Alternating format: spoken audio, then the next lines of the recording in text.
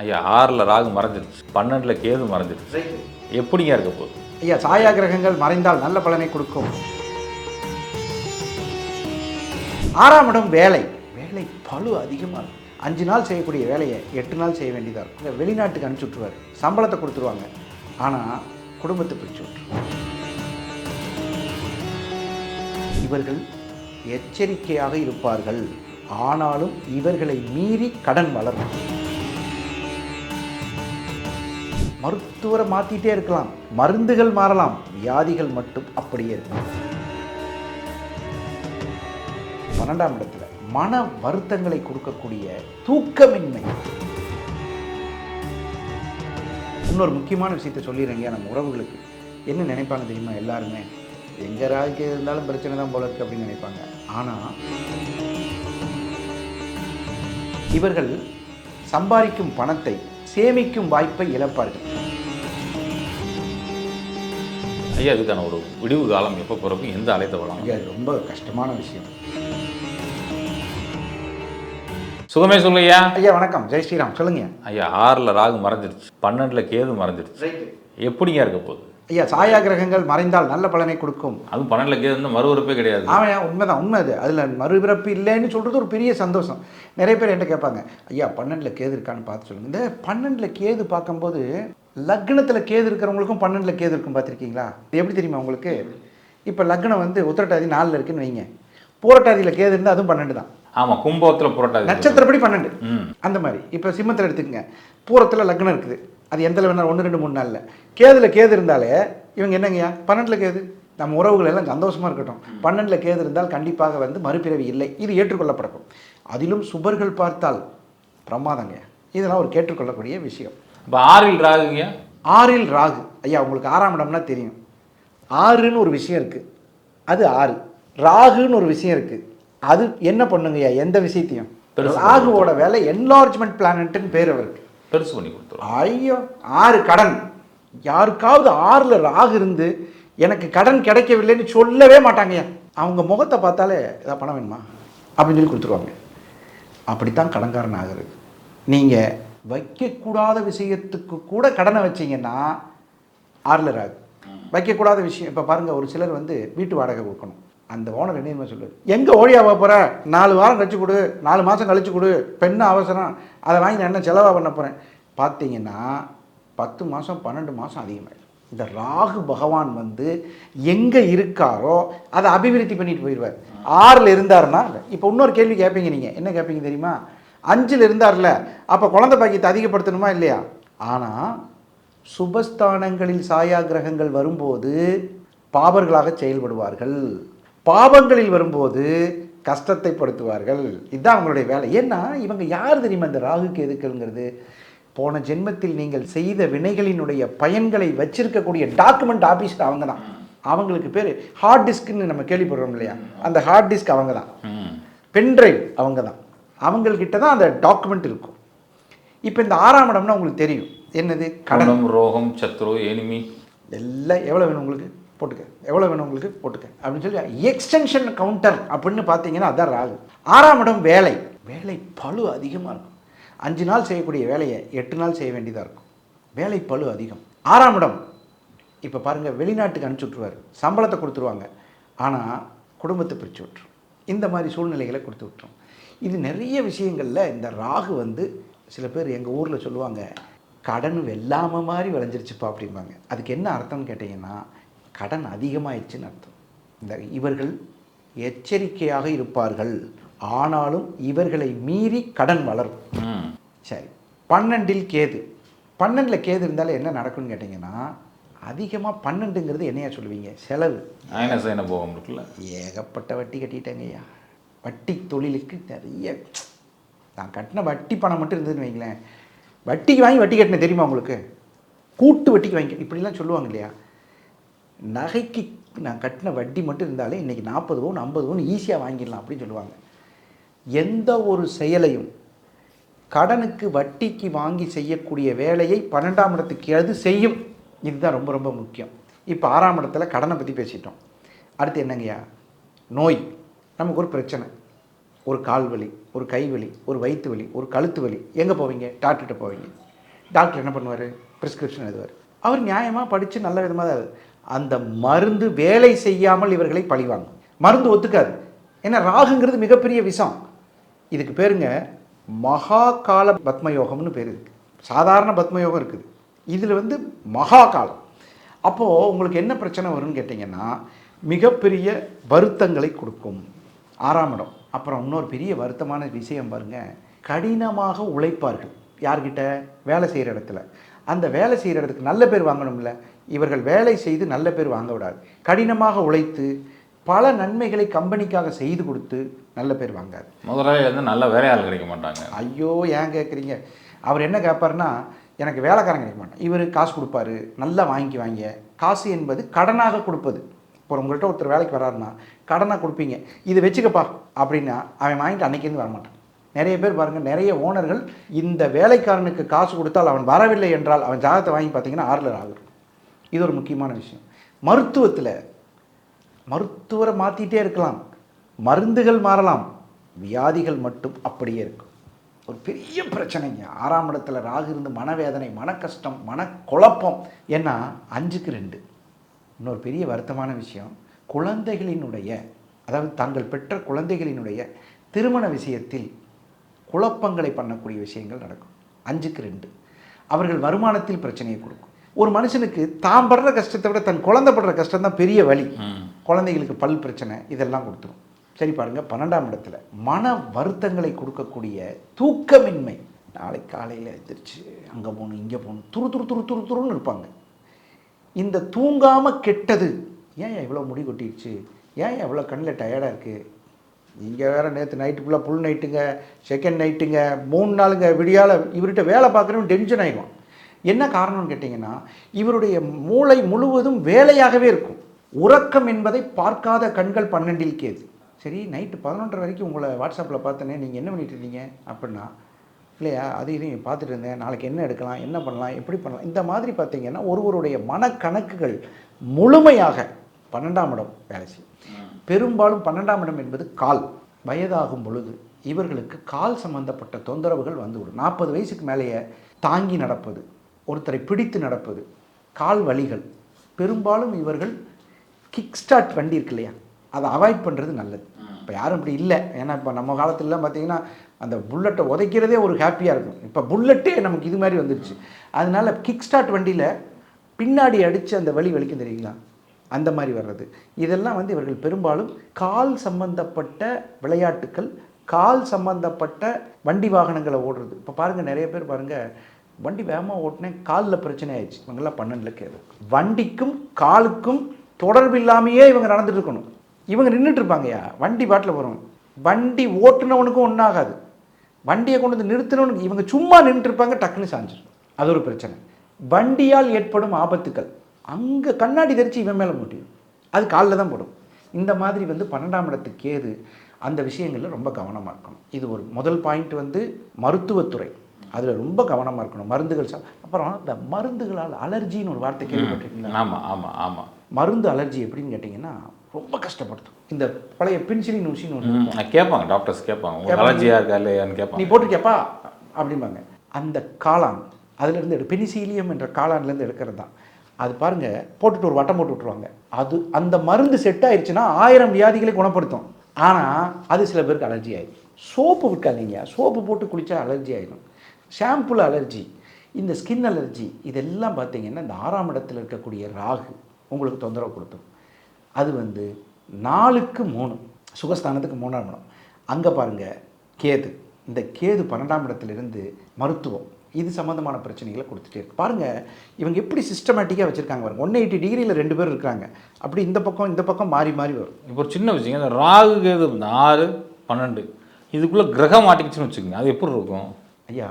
ஒரு முக்கியமான விஷயம், சுகர் நாடின்னு ஒரு மெத்தட் இருக்குது. உங்களுக்கு தெரியும், நான் சுகர் நாடி தான் பார்க்குறேன். 2 பாம்புக்கு இடையில் மாட்டிய கிரகங்கள் கண்டிப்பாக அந்த ஜாதகருக்கு எந்த விதமான நன்மைகளையும் செய்யாது. இப்போ நீங்கள் என்ன நினைக்கிறீங்க? ராகு கேதுக்களுக்கு நடுவில் மாட்டிய கிரகங்கள் எப்படி மாட்டி தான் ஆகும்? இல்லை, 1-2 கிரகங்கள் தப்பி வெளியே போய் நிற்கும். ராகு கேது அச்சுக்கு வெளியே அச்சுக்கு வெளியில போய் நிற்கும். ஆமா. மொத்தமாவே கிரகம் ராகு இதுக்குள்ளேயே மாட்டிக்கிறோம். ஐயா இந்த ராகு கேது அச்சுங்கிறது நிறைய பேருக்கு தெரியாது. நான் என்ன சொல்றேன்னா ராகு கேதுக்கு நேரா ஒரு கோட்டை போடணும். ஆமா, அதுதான் அச்சுக்குள்ள இருந்த ஒரு பலன், அச்சுக்கு வெளியே இருந்த ஒரு பலன். ஆமா, கரெக்ட். நான் சொல்றது அது இல்லை. அஸ்வினியில் ஒரு கிரகம் இருக்கு, சதயத்தில் ஒரு கிரகம் இருக்கு, மீனத்தில் ஒரு கிரகம், அது பூரட்டாதி உத்திரட்டாதி ரேவதி எதில் இருந்தாலும் சரி அந்த கிரகம் வேலை செய்யாது. 2 பாம்புன்னு சொல்லக்கூடியது 2 நட்சத்திர பாம்புக்கு இடையில் மாட்டிய கிரகம் வேலை செய்யாதீங்க. நம்ம சுற்றி சுற்றி பார்த்துட்டே இருப்போம், என்னங்க பாவகத்தில் கரெக்டாக வருது, காரகத்தில் கரெக்டாக வருது, எல்லாமே கரெக்டாக வருது, எங்கே தப்பு மாட்டுச்சுன்னே தெரியாது. இப்படியும் காலசர்ப்ப யோகங்கள் வேலை செய்யும். அது இப்போ சுபரா இருந்தா கூட யாரா இருந்தாலும் என்ன அசுபரா இருந்தாங்கன்னா பாவகத்தில் யோகம் பாங்க. நீங்க நல்லா பாருங்க, 5ஆம் இடத்தை குரு பார்க்குது. அப்படி இருக்கவங்களுக்கு நிறைய பேர் குழந்தை இல்லையான்னு சொல்லுங்க. 5ஆம் அதிபதி போய் ராகுக்கு எதுக்கு இடையில மாட்டிடுவார். இப்போ நீங்கள் சொல்ல நட்சத்திரத்துல மாட்டிக்குவார். ஆமாம், மகத்துலையும் மூலத்துலையும் ஒரு ஐயா இப்போ நீங்கள் ஒரு உதாரணம் எடுத்துக்கங்க. ஏதோ ஒரு லக்னம் சொல்லுங்க, சிம்ம லக்னம்னு வச்சுக்கோங்க. சிம்ம லக்னம். சிம்ம லக்னத்துக்கு 7ஆம் இடம் என்னது? கும்பம். அந்த சனி பகவான் சிம்ம லக்னத்துக்கு 2ஆம் இடத்துல போய் அஸ்தத்துலேயோ உத்தரத்துலேயோ இருந்துக்கிட்டோம். சிம்ம லக்னத்துக்கு மகத்தில் ஒரு கிரகம், சுவாதியில் ஒரு கிரகம் மாட்டிருச்சுன்னா நம்ம என்ன பார்ப்போம் தெரியுமா? 7ஆம் இடத்துக்கு அதிபதி 2ஆம் இடத்துல இருக்குது, கண்டிப்பாக கல்யாணம் ஆகணுமே, குரு பார்வையும் இருக்குது, புதன் வீடு ஒன்றும் பாதிப்பு இல்லை சனிக்கு, இவ்வளவு இருந்து ஏன் பாசிக்கல் வருது அப்படிலாம் நம்ம யோசிச்சுட்டு இருப்போம். 2 பாம்புக்கு இடையில் மாட்டிய கிரகங்கள் பாதிப்பை கொடுக்கும். நீங்கள் கேட்ட கேள்விக்கு வரேன். 2 பாம்புக்கு இடையில் அப்படின்னு சொல்கிறது ராகு கேதுக்கு இடையில் மாட்டிய கிரகங்கள். அச்சுக்கு வெளியே போயிடுச்சுன்னா அதனால தான் பாதிப்பு. அப்படியா? அச்சுக்குள்ளே இருக்கக்கூடிய கிரகங்கள் அது நம்ம வந்து இன்னொரு எபிசோட் பண்ணுவோம். அதாவது எப்படின்னு கேட்டிங்கன்னா, இல்லை ஒரு ஜென்ரலாக தான் கேட்குறேன். ஆமாம், இது ஒரு பெரிய டெப்த்தான சப்ஜெக்ட். நீங்கள் டக்குன்னு கேட்டீங்க, ஆனால் இது ஒரு டெப்த்தான சப்ஜெக்ட்.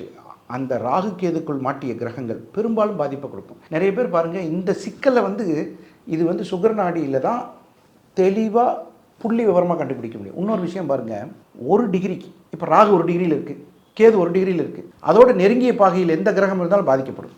அஸ்தங்க கிரகம் பாதிக்கும். 12 டிகிரி சூரியன் அது பாதிக்கும். ஐயா அது பெரிய டாபிக். அச்சுக்கு வெளியே இருக்கக்கூடிய கிரகங்கள் என்னென்ன கிரகம் தான் எப்படி பலன், அச்சுக்கு உள்ளே இருக்கக்கூடிய கிரகங்கள் என்னென்ன பலன்கள், அது தனி டாப்பிக்காகவே போவாங்க. நிச்சயமாங்க. ஏன் அதை கேட்டேன்னா நிறைய பேருக்கு இந்த ராகு அதுக்கு உள்ள கிரகம் மாட்டிடும். 1-2 கிரகம் வெளியே நிற்கும், அதுவும் பாவ கிரகமாக நிற்கும். அதனால வெளிப்படையாக சொல்லப்போனால் ஒரே ஒரு முக்கியமான விஷயம் என்னன்னு கேட்டிங்கன்னா, ராகு கேதுக்கள் இல்லாமல் பலன் சொல்ல முடியாதுங்க. நீங்கள் கூட சொல்லுவீங்க அடிக்கடி, பாம்பை பிடித்தால் பலன் சொல்லலாம். ராகு கேதுக்களினுடைய சஞ்சாரம் அதுதாங்க ரொம்ப பிரமாதமாக வேலை செய்யும். இன்னொரு முக்கியமான விஷயத்த சொல்லிடுறேங்க, நம்ம உறவுகளுக்கு என்ன நினைப்பாங்க தெரியுமா? எல்லாருமே எங்கே ராகு இருந்தாலும் பிரச்சனை தான் போல இருக்குது அப்படின்னு நினைப்பாங்க. ஆனால் வக்ர கிரகங்கள் இருக்குது இல்லைங்களா, இயற்கையான வக்ர கிரகங்கள் இவங்க 2 பேர். யார் யார்? ராகுவும் கேதுவும். ஒரு ஜாதகத்தில் வக்ர கிரகங்கள் இருந்தால் அவர்களை பெரும்பாலும் இந்த ராகு கேதுக்கள் பாதிப்பதில்லை. அதாவது கூட இருந்தாலும் சரி, இல்லை பார்த்துருந்தாலும் சரி, அந்த மாதிரி இருக்கப்போ வக்ர கிரகங்கள் இருந்தால் பாதிக்காது. அவங்க ஃப்ரெண்டு தானே. நான் வக்கர கிரகம், அவர் ஒரு வக்கர கிரகம். பாப்பா என்னப்பா பிரச்சனை? செவ்வாய் வக்கரமாக இருக்குது, என்ன சொல்லலாம்? எனக்கு இந்த மாதிரி வீடு பிரச்சனை.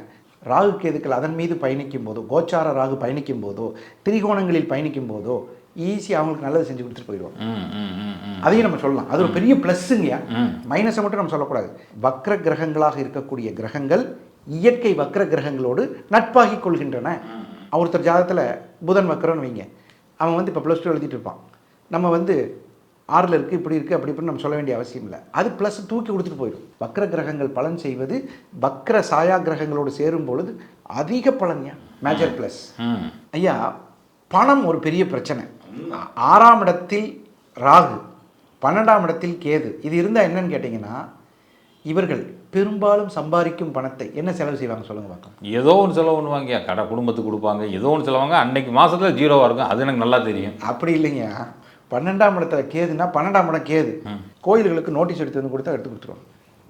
இவர்கள் பெரும்பாலும் இவர்கள் மாதத்தில் கணக்கு செலவை எடுத்து பார்த்தால் சூடம் இவ்வளவு, தீபம் இவ்வளவு, கோயில்களுக்கு அபிஷேகத்துக்கு செலவு கொடுத்தது. ஏன்னா இவங்களுக்கு செலவே எதனாலன்னு கேட்டிங்கன்னா, கோவில்களுக்கு நிறைய செலவு செய்வார்கள். இவர்களுக்கு தெய்வீக நம்பிக்கை அதிகமாக இருக்கும், சித்தர் நம்பிக்கை அதிகமாக இருக்கும், வழிபாடு அதிகமாக இருக்கும். அது கோயில்னு நான் சொன்னதை விட சித்தர் கோயில்கள்னு அதிகம் சேர்த்துக்கலாம். அந்த சித்தர் கோயில்களில் செலவு அதிகமாக இருக்கும். கோவில்களுக்காக மெனக்கெடுவார்கள். கோவில்களினுடைய திருப்பணிகளுக்கு முன்னின்று தலைமை தாங்குவார்கள். சில பேருக்கு கோவில் கட்டணும்னே ஆசையாக இருக்கும், அதுக்கே இடம் வாங்கி போடுவாங்க. ஆமாம், அவங்க வீட்டில் சத்தம் போடுவாங்க, எங்க நம்மளுக்கு ஒரு இடம் வாங்கி போடுவோம். இல்லை இல்லை, அந்த கோவில் கட்டுறதுக்கு இடம் வாங்கி போடுவோம் சொல்லி அது சேர்த்து வச்சு கோவில் கடை வாங்கி போடுவோம். ஒரு பெரிய சினிமா நடிகர் தனக்கு வீடு கட்டுறதுக்கு முன்னாடி ராகவேந்தருக்கு வீடு கட்டிட்டு தான் அப்போ இவருக்கு ஒரு வீடு கட்டினார். அந்த மாதிரி நிறைய விஷயங்கள் நடக்குதுங்க. இவங்கெல்லாம் யாருன்னு கேட்டிங்கன்னா 12ல் கேது. இவர்களுடைய பணம் பெரும்பாலும் நீங்கள் பாருங்கள் எவ்வளவோ கஷ்டத்தில் இருப்பார். கார்த்திகை 1ஆம் தேதியான மாலையை போட்டுருவார். கடன் வாங்கி கூட அந்த ஐயப்பனை பார்த்துலாம் காப்பாற்றுவாருங்கிற அதீத நம்பிக்கைக்கு போயிடுவார். இது உண்மை. அடுத்தது பாருங்கள், இவர்கள் செலவுக்கு சம்பாதிப்பார்கள், சேர்த்து வைப்பதற்கு சம்பாதிக்க முடியாது. அப்படி இல்லைங்க, இவங்க சம்பாரிச்சா கூட சேராது, அதுதானே பெரிய பிரச்சனை. சம்பாரிச்சா சேராது, சேர்த்து வைக்கிறது பணம் சம்பாதிக்கிறது வேற, சம்பாரிச்சா சேராது. ஆமாம், இவர்களுக்கு என்ன விஷயம், மினிமமாக ஒரு பேலன்ஸ் வைக்கணும்னு நினச்சாங்கன்னா மேக்ஸிமம் ஒரு எக்ஸ்பென்ஸ் வந்து வாரிட்டு போயிடும். இது ஒரு பெரிய பிரச்சனைங்க. இவர்கள் சம்பாதிக்கும் பணத்தை சேமிக்கும் வாய்ப்பை இழப்பார்கள். சின்ன வயசுலலாம் நல்லா தேடி தேடி சேமிப்பாங்க. வயசாக வயசாக வயசாக பார்த்தீங்கன்னா அது மாதிரி. இதுலேயும் பாருங்கள், முதல் திரைக்காணத்தில் ராகு இருந்து அதில் 5ஆம் இடத்திற்குரிய சேமிப்பு கிரகம் ஏதாவது சந்திரன் மாட்டிடுச்சுன்னு வைங்களேன், அதே திரைக்காணத்தில் இப்போ முதல் திரைக்காணத்தில் 0 to 10 அது பாருங்கள், அதே வந்து இப்போ அதே 0 to 10 சந்திரன் இருந்ததுன்னா சிறு வயதில் சேமித்த பணத்தை, இந்த பணத்தை கொடுப்பா அப்பா வாங்கிப்பார். பார்த்தீங்களா, ஒரு 5000 ரூபா தான் இருக்கும், குலதெய்வம் கோயிலுக்கு போயிட்டு வந்து தர்றேன் பார், கடைசி வரைக்கும் கிடைக்காது. இதுவே 2வது திரைக்காணமாக இருந்தால் 25 வயசுலேருந்து 40 வயசுக்குள்ள அவங்க பேசி கல்யாணம் பண்ணுறாங்க, பார்த்துருக்கீங்களா? அதாவது ஆமாம், இவங்களே போய் பொண்ணு பார்ப்பாங்க, இவங்களே போய் பேசி முடிப்பாங்க, இவங்களே கல்யாணத்துக்கு செலவு பண்ணுவாங்க, பொண்ணு நான் முதற்கொண்டு எல்லாம் எடுத்து கொடுத்து வச்சுருப்பாங்க. அதே மாதிரி சில பெண்கள் புருஷனுக்கு காசு கொடுக்கும் கல்யாணத்துக்கு, பார்த்துருக்கீங்களா? என்கிட்ட ஒரு 10 லட்ச ரூபா இருக்குது, வாங்கிக்கோ, கல்யாணத்தை முடிச்சுக்கோ அப்படிலாம் சொல்கிறாங்க இல்லையா? அதெல்லாம் வந்து இந்த இடம் தான். அப்புறம் வாலண்டியராக போய் மாட்டிக்கிறதுயா, இதுதான் என் 6ல் ராகு, இவ்வளவு செலவுகள் ஆகும் அப்படின்னு. அப்புறம் இன்னொரு விஷயம் பாருங்கள், ரொம்ப ரொம்ப முக்கியமான விஷயம், இவர்கள் செலவு செய்யும் பணத்தை கணக்கில் எழுதவே முடியாது. முடியாதுன்னு இல்லை, மறந்துடுவாங்க. ஐயோ, என்ன செய்கிறது போல புண்ணிய காரியங்கள் பேனா எடுத்து இப்படி எழுதுவாங்க. கோயில் கொடுத்தது எழுதக்கூடாது, அப்புறம் அன்னதானம் பண்ணதை எழுதக்கூடாது, அப்புறம் தர்மம் பண்ணது, இப்படியே எழுதி கடைசி பார்த்தா ஒன்றும் எழுதக்கூடாது. அந்த செலவு கணக்கை எழுத முடியாதவர்கள் சம்பாதிக்கும் பணத்தை இப்படிலாம் இருக்குது. இப்படிலாம் ஒரு சூழ்நிலையில் மாட்டி இருக்கிற இந்த 6ஆம் இடத்து ராகுவும் 12ஆம் இடத்து கேதுவும் அவர்களுக்கு ஒரு விமோச்சனம். இப்போ எனக்கு ஒரு சின்ன சந்தேகம் அந்த இடத்துல, 6ஆம் இடத்துல ராகு இருக்குது, தனிச்ச ராகு, நீங்கள் சொல்கிற பலன் ஓகே. 6ஆம் இடத்துல ஒரு சனி ராகு சேர்ந்துருக்கு, இல்லை ஒரு 12ஆம் இடத்துல சனிக்கு இது சேர்ந்துருக்கு. இது என்ன ரிசல்ட்டை கொடுக்கும்? சனியை மட்டும் வச்சு பேசுவோம், அடுத்தடுத்து நம்ம இந்த பெரிய எபிசோடாக பேச போகிறோம். பார்க்கும் உறவுகள் கேட்க வேணாம், நாங்கள் என்ன செயற்கையான கிரகத்தை பேசுன்னு சொல்ல வேணாம். அடுத்தது பேச போகிறோம், ஒரு சனியோட ராகு இருக்கு பண்ண 2 பாவிகள் சேர்ந்துருக்கு. அப்போ என்ன நடக்கும் ஐயா? கருணாக நான் 2க்குமே சொல்லிடுங்க, நான் சனி ராகுவோட இருந்தாலும் சரி, சனி கேதுவோட இருந்தாலும் சரி. ஐயா, சில பேர் வந்து பார்த்தீங்கன்னா தொழில் செய்யும்போது பிரம்மாண்டத்தை அதிகப்படுத்துவார்கள். ஒரு பேக்கரி வைக்கிறதுக்கு எவ்வளோ தேவைங்க இன்னைக்கு சூழ்நிலைக்கு? சென்னையில் ஃப்ரான்ச்சைசி எடுத்தால் ஒரு 7 லட்ச ரூபா 8 லட்ச ரூபா வேணும், இடத்தோடு சேர்த்து வர 12-15 லட்ச ரூபா ஆயிருக்கும். ஒரு பியூட்டி பார்லர் வைக்கிறதுக்கு எவ்வளோ ஐயா தேவை? நீங்கள் நிலைமைக்கு அதுவும் அதே வருங்க, 20 லட்ச ரூபாய் வருது. இவங்க 30 லட்ச ரூபாய்க்கு எஸ்டிமேட் போட்டு வைப்பாங்க. அதுதான் சனி ராகு, பிரம்மாண்டத்தை காட்டி விடுவார்கள். படம் எடுப்பாங்க, 6 கோடி 7 கோடி 8 கோடி 80 கோடி 100 கோடி இப்படி தான் படம் எடுப்பாங்க. எந்த விஷயத்தில் போனாலும் தன்னுடைய பிரம்மாண்டத்தை சனி ராகு அதிகப்படுத்தி தோல்வியை கொடுத்துரும். இப்போ 12ல் சனிக்கேது இருந்தால் இங்கே வந்துட்டோம். சனிக்கேது என்ன பண்ணுன்னா, தேவைக்கான விஷயத்தை செய்யாமல் இப்போ ஒரு தொழில் செய்கிறாங்க. அதுவே நீங்கள் பாருங்கள், பேக்கரி, இதெல்லாம் வேணாம்ப்பா, இதெல்லாம் வேணாம்ப்பா, இது அட்வான்ஸுப்பா, இதெல்லாம் வேண்டாம், பாரம்பரியமாக வைக்கிறேன்னு சொல்லியே ஏமாறுவாங்க. கேது என்பது இருக்கிறத சுருக்க போகுது, ராகு என்பது பெருக்க போகுது. அப்போது இந்த பெருக்கல் கூட்டல் கழித்தல் அப்படின்னு கணக்கில் இருக்கு இல்லைங்களா? பெருக்கல் என்ற கிரகம் பூரா ராகு, வகுத்தல் என்ற கிரகம் கேது. 10 வேண்டாம், 5 2 இப்படி கம்மி பண்ணி பார்த்தீங்களா, இந்த 12ல் இருக்கக்கூடிய கேது நிறைய சுருக்கி அதனாலேயே தொழிலை செய்ய முடியாத சூழ்நிலைக்கு தள்ளப்படுவார்கள். அவங்கள கேட்டால் என்ன தெரியுமா சொல்லுவாங்க? லோ பட்ஜெட்டில் நம்ம செஞ்சுருக்கக்கூடாது. இப்போ ஒரு வண்டி வாங்குறாங்க, லோ பட்ஜெட்டில் வண்டி வாங்கி கால் டாக்ஸி ஓட்டுவாங்க. கடைசியில் கேட்ப என்ன தெரியுமா கேட்பாங்க? கேட்குறவன் பூரா பெரிய வண்டி கேட்குறான், 5 பேர் குடும்பத்தோடு போகிறான், அவன் சொந்த வண்டி வச்சு 4 பேர் போகிறதுனா போயிடுறாங்க, 7 பேர் வாங்கியிருக்கணும்ல, மாட்டிக்குவாங்க. இந்த ராகு இருக்கிறவன் என்ன பண்ணுவான் தெரியுங்களா? பெரிய வண்டி எடுத்துருவான், பெரிய வண்டி 7 பேர் போகிறது. பாருங்க, 4 பேர் போகணும். நல்லா கவனமாக கேளுங்க, இப்போ நான் சொல்கிறதுல அர்த்தம் இருக்குது. நீங்கள் சொல்லுங்கள் பார்க்கலாம். இல்லை, எது அப்படியே ஆப்போசிட்டாக இருக்கோ அதான் அவங்களுக்கு தேவையாக இருக்குது. கரெக்டு. ஆனால் இன்னொரு விஷயம் பாருங்கள், இந்த 4 பேர் போகிற ராகுங்கிற 4ஆம் நம்பர் இருக்கிற வண்டியை கேதுவும் 7 பேர் போகிற 7 சீட்டரை ராகுவும் மாற்றி வாங்கிடுவாங்க. இதுதான் இதில் இருக்கிற பெரிய சூட்சம். அப்போ நீங்கள் என்ன பண்ணுவீங்கன்னா, தேவையை சுருக்கி கொள்ளக்கூடியது சனிக்கேது. இன்னைக்கு 10 ஆள் செய்கிற வேலை 2 ஆள் செஞ்சு நம்ம சம்பளத்தை கொடுப்போம்னு நினைக்கிறது சனிக்கேதுங்க. சனிக்கேது சுருக்கிக்கும், கடைசியில் அவன் வந்து சரியில்லாதவனா போயிடுவான். அந்த சனி ராகு என்ன பண்ணுவான்? 4 பேரை போட்டு 5 பேரை போட்டு பிரம்மாண்டத்தை கொடுத்து கெடுத்து விட்டு. நிச்சயமாங்க ஐயா, இதுக்கான ஒரு விடிவு காலம் எப்போ பிறக்கும், எந்த அழைத்த வளம்? ஐயா, இது ரொம்ப கஷ்டமான விஷயம். 6ஆம் இடம் என்பது காலபுருஷ தத்துவப்படி தான் நம்ம எல்லா கோயிலையும் எடுக்கிறோம். 6ஆம் இடம் என்பது கன்னி, அடுத்தது 12ஆம் இடம் என்பது மீனம். அப்போ இதன்படி நீங்கள் வந்து 6இல் இருக்கக்கூடிய ராகுக்கும் 12ஆம் இடத்தில் இருக்கக்கூடிய கேதுக்கும் ஒரு கோயில் அப்படின்னா ரெண்டுமே பெண்ராசி. ஆமையா, அப்பேற்பட்ட ஒரு தெய்வம் எங்கே தெரியுமா இருக்குது? தேனி பக்கத்தில் தேவதானப்பட்டின்னு ஒரு ஊருங்க. வத்தலக்கோட்டுக்கு அடுத்து. ஆமாங்க. அங்கே வந்து நிழல் கிரகமாக தாயார் இருக்காங்க. எங்கேயுமே கிடையாது உலகத்தில். நிழல்னா என்னங்கய்யா? நம்மளால் பார்க்க முடியாது நிழல். அந்த நிழல் கிரகமாக உண்மையாகவே அருள்மிகு மஞ்சள் ஆறு ஓடும் அந்த நதியில் குளித்து மூங்கிலணை காமாட்சி அம்மனின் தரிசனம் பெற்றால் 100% இந்த 6இல் ராகு 12இல் கேது இருப்பவர்களுக்கு மாபெரும் விமோச்சனங்கய்யா. சூப்பர். முன்னாடி ஒரு பிள்ளையார் இருக்காரு. ஐயோ, இதை முறைப்படி நான் சொல்லிடுறேங்க. பெரும்பாலும் கோயிலுக்கு போகணுன்னா தீர்த்தம், மூர்த்தி, கீர்த்தி, இது 3க்கும் பேர் போன இடம். மஞ்சள் ஆறில் குளிக்கிறீங்க, அந்த குளிக்கிற சந்தோஷமே வேறு மாதிரி இருக்குங்க. அது ஒரு லவ்லி ரிவர், புனித நதிங்க, தேவ நதின்னு பேர் அதுக்கு. அந்த நதியில் குளிக்கிறோம். குளிச்சுட்டு பக்கத்துலேயே விநாயகர் இருக்கார், சிவன் இருக்கார், இதெல்லாம் கும்பிட்டுட்டு மரத்தை சுற்றிட்டு வெளியே வரோம்.